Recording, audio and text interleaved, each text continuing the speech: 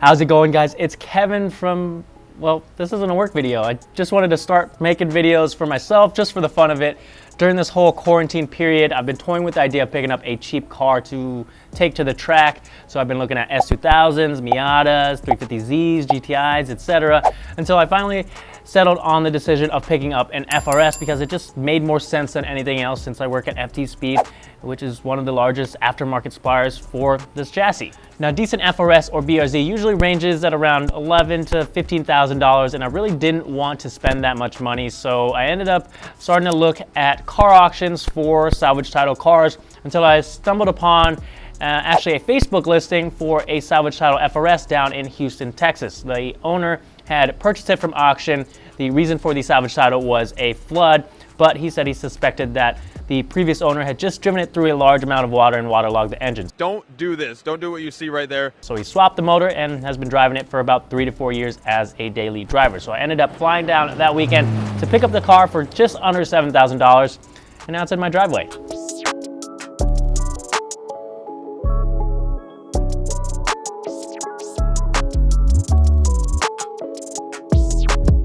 Being that this car is a salvage title, it is far from perfect. There are a handful of things that do not work or look the way they should. The exterior isn't in the best shape. The front bumper has seen better days. Looks as though it's been in its fair amount of small collisions. The car actually came with a hood that a previous owner installed hood pins in that were getting really rusty. The skid plate's missing. The end links were super clunky. There's some damage on the driver side rear quarter panel. The taillights were taking in water. The steering wheel is peeling. The passenger side window doesn't work. And also the passenger side side view mirror says objects in mirror are losing. And that's kind of embarrassing on a car with about 160 wheel horsepower because I'm probably not gonna see a lot of cars in that mirror. And to top it all off, on the drive back home, I started noticing an unusual sound under acceleration, which is a big cause of concern. So when I got back home, I threw the car on a lift, and luckily I found that the noise was just an exhaust leak due to a missing nut on the header. So I threw a nut on there. Now it sounds fine. For those of you who didn't know, last year on the way to Gridlife Midwest Fest at Road Atlanta, our Silver 86 got into an accident and got totaled.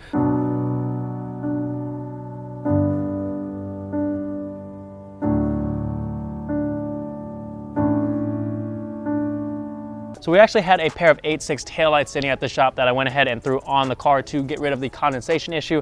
And honestly, they look a whole lot better than the previous gen taillights anyway.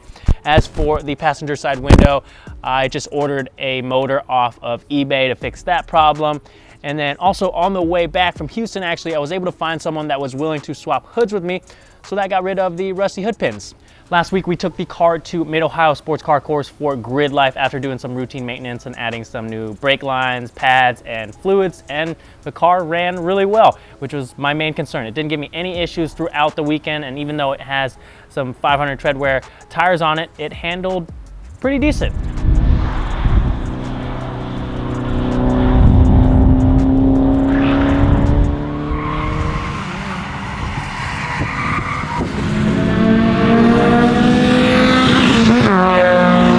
It does have some stance suspension coilovers and some lower control arms on it, but other than that, it's a stock car. So all in all, we came out at around $7,000 with a completely blank slate to turn into a nice streetable track car. So should you buy a salvage title FRS, BRZ, or 8.6? Well, it really depends. There are a lot of these cars out there and a lot of them that are totaled. When it comes to salvage title cars, you really have to be careful and know what you're getting yourself into. I try to steer clear of any cars that look like they suffered significant accidents that may have damaged the frame because I can't do framework. But the risk I took with a flooded car is that some of the electronics may have been damaged, and wiring and electronic issues are a huge pain in the butt. But I figured if this guy had been driving the car for a few years now, I should be okay. Now the plan for the car is to install all of the bolt-on mods and eventually run Time Attack in the street class and see where we end up. I've got a bunch of parts already in the pipeline, so if you are interested in following this build, hit that subscribe button down below. Follow me on Instagram. If you'd like to see me install something on the car, let me know in the comment section down below. I'll see you guys in the next video.